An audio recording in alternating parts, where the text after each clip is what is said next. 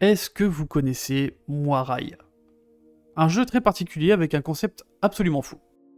Vous apparaissez dans un petit village où vous apprenez qu'une femme a disparu. Des gémissements ont été entendus dans une grotte un peu plus loin. Alors on y va, équipé de notre lanterne et d'un couteau gracieusement offert par un mineur lui aussi intrigué par ces bruits. Et plus loin, un fermier avec une lanterne, un couteau et du sang sur ses vêtements vous barre la route. 3 questions apparaissent. 3 questions qu'il faudra poser et dont les réponses vous permettent de vous faire une idée de ce qui a pu se passer. Enfin, en progressant plus loin, elle est là, au sol, baignant dans une mare de sang, mais elle est en vie. Et c'est elle qui s'est infligé ça, ne supportant plus de vivre sans son époux et son enfant tous les deux morts. Elle vous demande de la tuer, mais c'est à vous de décider si vous souhaitez la secourir ou accéder à sa requête. Quoi que vous choisissiez, il y aura du sang sur vous. Mais inutile de traîner là, il est temps de sortir. Au retour, un fermier avec une lanterne, un couteau et des habits dans un état impeccable se dresse sur votre chemin et vous pose 3 questions. Ces 3 mêmes questions que vous aviez posées plus tôt. Et cette fois, pas de réponse toute faite, vous choisissez vos mots. Le dialogue se termine, ainsi que le jeu. Et plus tard, un email vous notifie des choix du fermier que vous avez croisé. Car vous l'avez compris désormais, l'homme que vous avez interrogé était la dernière personne à terminer le jeu avant vous. Un système de narration qui est intriguant, parce que même si le jeu cadre votre progression, ce que vous allez vivre sera unique et dépendant de ce que la personne avant vous aura décidé de dire. En d'autres termes, vous devenez responsable de l'histoire. Malheureusement, si ce jeu n'est plus disponible, la volonté qu'il avait de faire vivre une aventure unique est loin d'être morte. Parce que désormais, il existe 2 façons très différentes de raconter une histoire en jeu vidéo. Celle qu'on nous montre, et celle qu'on vit.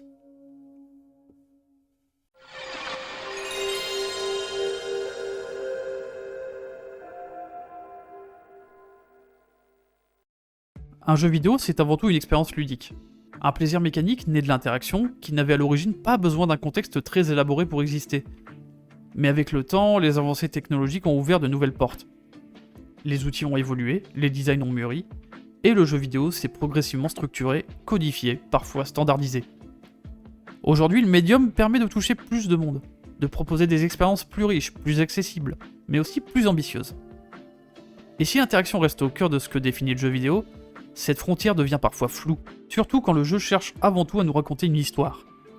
Et bien que les possibilités soient nombreuses, la manière de raconter une histoire en jeu vidéo repose souvent sur 2 grandes approches. Que ce soit The Last of Us, God of War ou Final Fantasy, vous allez vivre l'histoire que les scénaristes ont concoctée. Un jeu d'aventure standard, qu'il soit open world ou pas, vous fera vivre son histoire dans un enchaînement maîtrisé de bout en bout. Difficile de ne pas le constater dans des studios très orientés cinématographie. Kojima le fait depuis des années avec Metal Gear Solid et Death Stranding, Remedy pousse les potards de l'étrange au maximum et propose même du cross-média dans Quantum Break et Alan Wake 2. Pour les studios Sony, c'est toute la réalisation du jeu qui est millimétrée. Un jeu en plan séquence intégral pour God of War et une histoire suffisamment profonde dans The Last of Us pour qu'on décide d'en faire une série. Peu importe les moyens mis en œuvre, à la fin, on a tous vécu la même histoire. Les mêmes scènes, les mêmes révélations. La seule chose qui change, c'est la façon dont on a joué entre les moments clés. Même avec une marge de manœuvre plus grande, comme dans les open world, qui nous laisse parfois une liberté sur l'ordre dans lequel on fait avancer l'histoire, l'issue reste la même. Et si certains jeux proposent plusieurs fins, il faut bien garder en tête que 90% de votre vécu est inchangé. Surtout quand certaines séries doivent décider quelle fin est finalement canon pour préparer la suite. Fort heureusement, ça ne rend pas les histoires racontées mauvaises, et une forte maîtrise de son déroulement permet notamment de vivre des séquences fortes. Des actions hollywoodiennes démesurées dans Spider-Man, des moments intimes et bouleversants dans The Last of Us, ou encore des visuels éclatants et colorés dans une fantasy qui est censée être la dernière depuis déjà 16 épisodes. Malgré tout, cela reste écrit à tel point que parfois le gameplay est même complètement occulté dans des jeux que l'on qualifie de walking sim. Puis est arrivé le phénomène Telltale avec ses jeux semblables au concept des livres dont vous êtes le héros. Des jeux abordant un format épisodique permettant de savoir comment la structure peut être altérée. Le principe reste pourtant assez sommaire. Ce sont en général des jeux dont la majorité du déroulement prend la forme d'un film interactif. Votre marge de manœuvre est assez mince, puisqu'elle s'illustre majoritairement par des prises de décision parmi un panel imposé. Des choix qui peuvent sceller le destin d'un personnage, ou au contraire, n'avoir aucune conséquence durable. De temps en temps, cela altérera votre relation avec la ou les personnes concernées. Ce fameux « telle personne s'en souviendra » qui apparaît en haut de l'écran pour vous faire culpabiliser. Un choix d'ailleurs qui peut lui-même amener à des conséquences différentes sur le long terme. Un principe qui donne un sentiment de pouvoir s'approprier l'histoire, d'autant plus que ces derniers permettent à la fin d'un épisode de comparer vos choix avec la communauté pour voir dans quelle tranche vous vous situez. Mais c'est surtout un moyen de vous donner une envie de retenter une aventure en faisant d'autres choix pour tout explorer. Et le format épisodique n'est pas aussi généralisé pour rien, mais on en reparlera un peu plus loin. Dernièrement dans cette formule, c'est Dispatch qui a retenu notre attention. Un récit original et des personnages hauts en couleur dont leur évolution dépendra de nos prises de décision. Un jeu qui, en plus de son format film interactif, propose un peu plus de gameplay via ses phases de dispatch. Mais le jeu dissocie vraiment ses phases du reste de l'histoire. Votre réussite ou non lors des dispatchs n'a pas vraiment d'impact. Sans doute pour éviter de frustrer les joueurs qui veulent avant tout vivre l'histoire. Mais quid du joueur qui s'attendrait à une récompense narrative pour avoir bien géré son équipe? Cette conséquence n'est pas dommageable, mais donnerait aux joueurs une plus grande sensation d'être un moteur au déroulement de l'histoire. Jusqu'ici on a vu des choses assez standards. Le jeu propose une histoire, un ou des débuts différents, et une ou plusieurs fins. Il est possible d'avoir des embranchements placés à certains endroits permettant d'apporter quelques variations à l'histoire, mais le tout dans un cadre maîtrisé et qui réoriente toujours le joueur vers ce que l'histoire propose. Quand bien même il y a des choix, tout ceci est préconstruit en amont. Le joueur agit, mais rarement sur la structure même du récit. Et en même temps, les jeux qui tentent ce genre d'approche ne sont pas prêts de sortir. Et c'est peut-être là que naît une certaine frustration, celle de sentir que nos décisions existent, mais qu'elles n'ont pas réellement le pouvoir de transformer l'histoire. Depuis quelque temps, un mot semble alors obséder de plus en plus des designers. La liberté. Non plus assister à un récit, mais en devenir responsable. Une histoire qui se construit dans un cadre, certes défini, mais où l'acheminement vous est propre. C'est ainsi qu'on parle alors de narration émergente.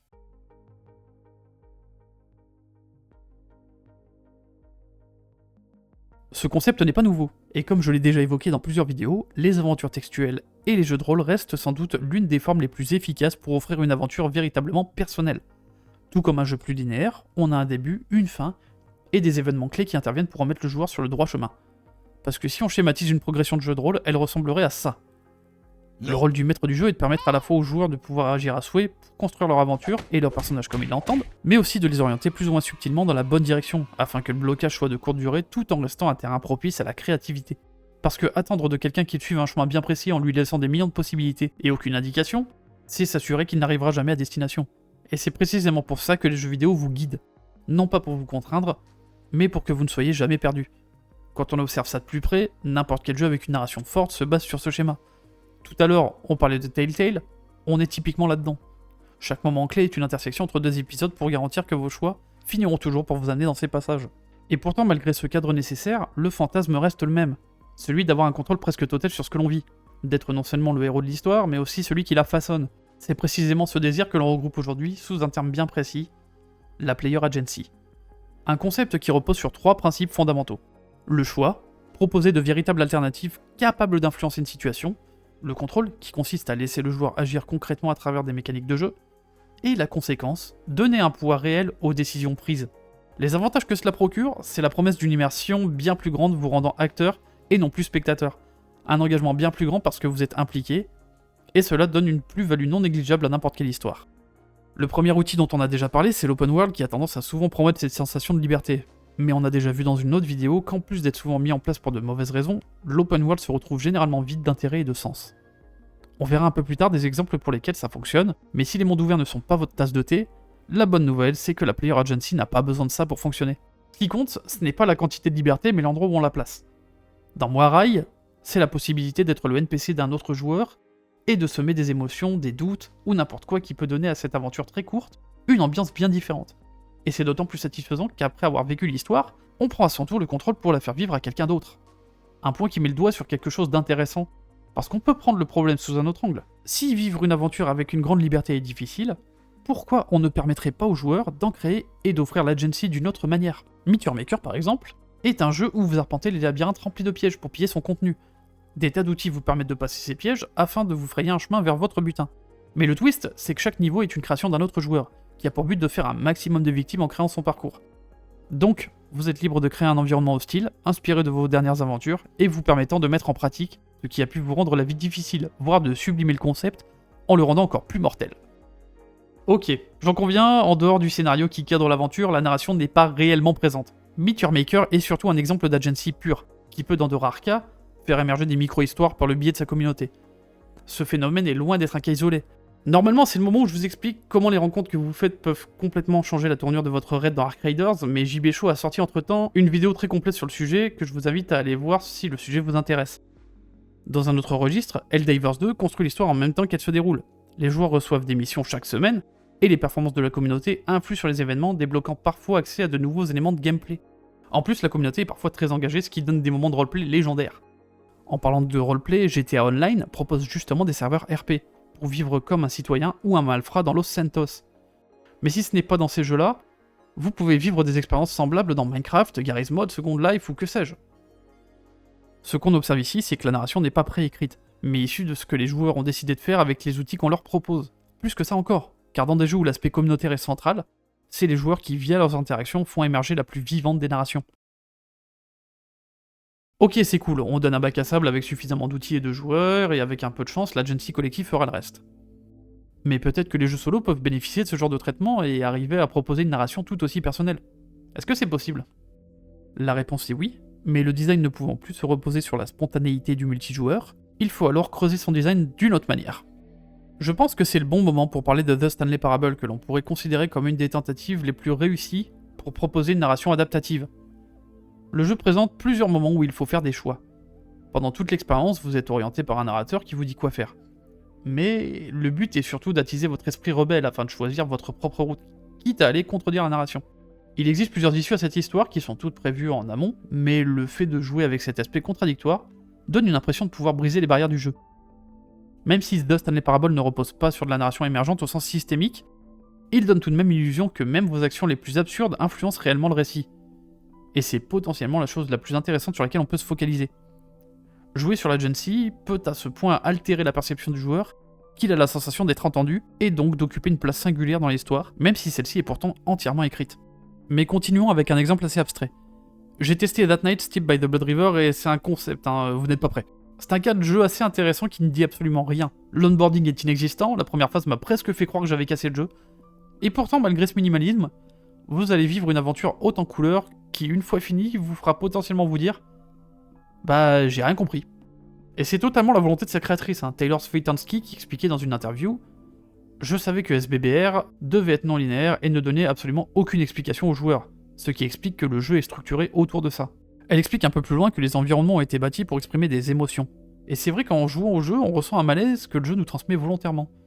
Tout d'abord par le fait qu'on signe tout et n'importe quoi, ce qui donne l'impression qu'on s'engage à l'aveugle, comme quand on atteste avoir lu les contrats de licence d'utilisateur final au lancement d'un jeu. Mais aussi parce que l'on perçoit beaucoup de choses sans jamais vraiment les comprendre. L'émergence de la narration n'est pas tant dans le fait que le jeu repose sur des mécaniques qu'on s'approprie pour générer des moments personnels, mais plutôt dans le fait que le joueur a le choix dans l'ordre dans lequel il va suivre l'histoire, ce qui est le seul élément de liberté ici. Une histoire très cryptique et qui ne fait que dépeindre des émotions. C'est à vous de compléter les trous et d'interpréter ce que vous voyez comme bon vous semble. L'émergence entraîne une narration interprétative. Cependant, il faut reconnaître que c'est une expérience particulière et très niche, tout comme le prochain jeu dont nous allons parler, mais qui a su séduire un très large public. Outer Wilds est un cas d'école. Et que vous l'appréciez ou non, sa façon de fonctionner mérite qu'on se penche dessus. Si vous ne connaissez toujours pas le jeu, voilà ce qu'il faut savoir. C'est le genre de jeu qu'on ne peut faire qu'une fois, et qui peut se terminer en disons 15 minutes. Mais pour en arriver là, vous allez passer une dizaine d'heures à savoir ce que vous faites là, et surtout quel est votre but. Tout le début de votre aventure consiste à vous familiariser avec vos outils et à obtenir l'objet le plus important du jeu, le traducteur Nomai, qui sera votre principal point d'accès à la narration. Chaque fois que vous interagissez avec ces marques, des textes s'affichent et vous donnent des bribes de l'histoire que vous êtes en train de vivre. Ajoutez à ça que, comme expliqué dans ma vidéo sur l'Open World, vous êtes le seul à décider de votre trajet. Les appels sont suffisamment clairs pour vous attirer dans les différents lieux d'intérêt, et chacun a son lot de choses à raconter, mais dans un premier temps, cela ne fait qu'ajouter des interrogations sur ce qui se passe dans ce système solaire. Car vous ne faites que lire des conversations sans avoir une chronologie précise. Si je devais imager Outer Wilds, je dirais que le but est de trouver des pièces de puzzle pour essayer de le construire, alors qu'à l'origine, vous ne saviez même pas qu'il fallait faire un puzzle. Le jeu a pris le pari très risqué de laisser la découverte de la narration dans vos mains en ne vous donnant que des bribes disséminées sur plusieurs astres. Une narration qui, certes, a un début, une fin, mais qui se dévoile dans un ordre qui ne dépend que de vous. Mais ce qui rend la chose encore plus fascinante, c'est le fait que, pour faire ce jeu, l'équipe a développé un vrai comportement de système solaire. La rotation des planètes, la gravité, la pesanteur, le vol spatial, tout est régi par des règles fiables et observables. Et si ça a juste l'air d'être un flex absolument pas nécessaire des développeurs, ce dernier participe dans un premier temps à la curiosité que l'aventure suscite, mais il renforce encore plus son propos en vous immergeant dans un monde qui n'a pas eu besoin de vous pour tourner depuis des années. Vous n'êtes pas la pièce centrale de ce monde. Vous faites partie de celui-ci, vous êtes autant libre que le système vous le permet. Ni plus, ni moins. Les interactions de ce système sont définies à l'avance, et il n'appartient qu'à vous de les découvrir. C'est parce que tout ceci a une logique que la compréhension de l'histoire nécessite également de comprendre comment celui-ci fonctionne. Et je pense que c'est parce que tout obéit à une logique claire que la narration peut se révéler dans le désordre. Le jeu accepte de perdre le contrôle de celle-ci parce qu'il sait que son monde, lui, tient debout. Mais il faut avouer que malgré une approche brillante, ça repose sur une contrainte forte. La nécessité d'avoir une combinaison de narration systémique au cœur du fonctionnement du jeu. Si jamais quelqu'un souhaite faire un Outer Wilds bis, la recette est là, mais ça ne sera pas chose aisée. Heureusement, on peut dissocier la narration environnementale de la cohérence d'un monde régi par des règles. Quand ces systèmes deviennent non plus un moyen de raconter une histoire, mais un outil pour en faire émerger des dizaines, ça donne Breath of the Wild ou Tears of the Kingdom. Et ouais, encore eux. Mais avant que vous me proposiez de renommer ma chaîne en Zelda Explorer, sachez que j'aurais adoré vous surprendre avec un exemple obscur venu de nulle part. Mais leurs designs, qu'on les apprécie ou pas, sont si raffinés que ça devient presque un outil pédagogique. Bref, on y retourne. Vous commencez peut-être à comprendre maintenant qu'Open Worlds n'est pas nécessairement synonyme d'émergence narrative parce que celle-ci peut exister sans offrir aux joueurs un environnement libre. Cependant, un environnement ouvert avec suffisamment d'interactions peut effectivement donner une expérience vraiment unique. Ces deux Zelda offrent l'un des bacs à sable les plus permissifs via les possibilités multiples d'interactions entre les systèmes qui façonnent le monde. Et ils proposent aussi de temps à autre des événements spontanés pour donner un peu de vie au monde et générer des moments uniques. Bien sûr, le monde est aussi rempli de plusieurs éléments invariables, mais qui peuvent également offrir de l'émergence d'une autre manière. Prenez l'exemple des puzzles physiques de Grosaillet. Votre but est de faire tenir un panneau droit pendant quelques secondes. Pour ce faire, vous disposez de plusieurs éléments comme des planches que vous pouvez coller pour construire votre support. Mais rien ne vous empêche de procéder d'une manière différente. Car la règle est juste de faire tenir le panneau pendant quelques secondes. Alors certains peuvent s'orienter vers ce type de solution, mais sinon on peut aussi jouer avec les outils qu'on nous donne.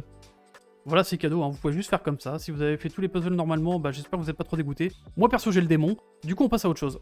Et ça, c'est juste un exemple qui permet de remplacer un... Tu te souviens de ce moment ? Il m'arrivait un truc incroyable. Si mon propos n'était pas assez clair jusque-là, voilà ce qu'est le but principal de la narration émergente. Offrir au joueur via des outils et souvent des moments de silence, un moyen pour lui d'expérimenter dans un monde façonné par des règles simples mais compréhensibles, afin de pouvoir créer des moments uniques. Force est de constater que Zelda est un des exemples les plus évidents pour expliquer ce phénomène. Mais on peut retrouver ce genre de comportement disséminé un peu partout. Je pense par exemple aux derniers Far Cry, qui sont comme j'aime les appeler des générateurs de situations improbables, tant il peut se passer n'importe quoi. Comme je le disais plus tôt, la volonté de créer une aventure totalement libre ne date pas d'hier. Todd Howard, fameux game director derrière les jeux Bethesda, souhaitait au moment de la création de Skyrim offrir le RPG ultime, proposant des quêtes procédurales, afin que chaque personne vive une aventure différente dans les contrées de bord de ciel.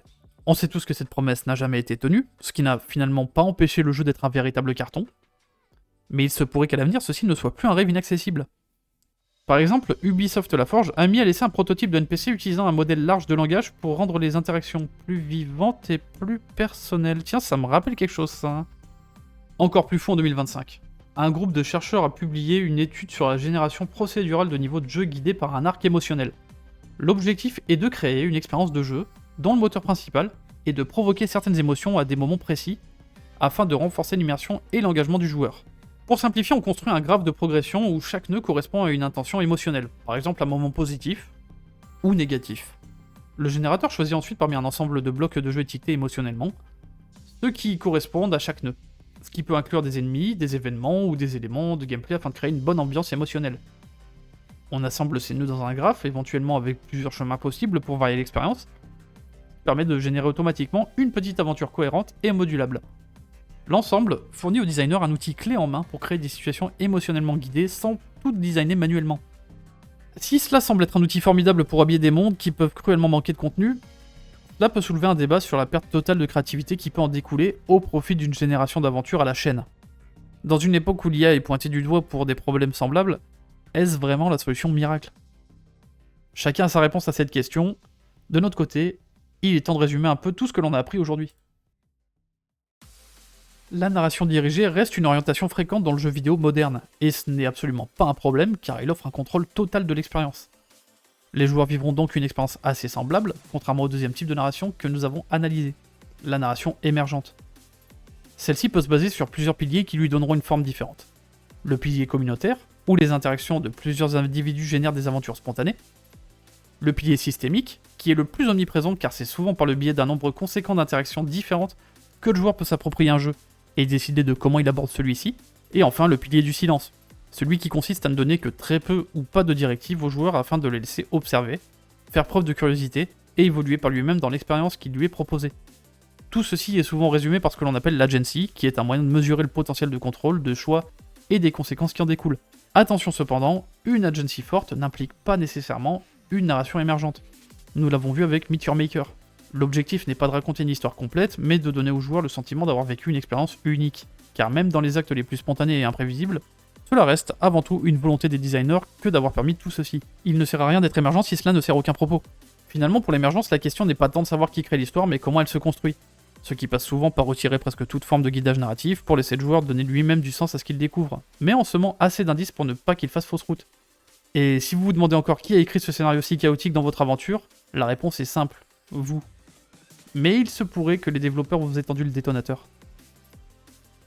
Et c'est sur ces belles paroles que la vidéo s'achève, j'espère à tous qu'elle vous a plu. Comme d'habitude, vous pouvez en parler en commentaire et sur Blue Sky, et on se retrouve prochainement pour une autre vidéo.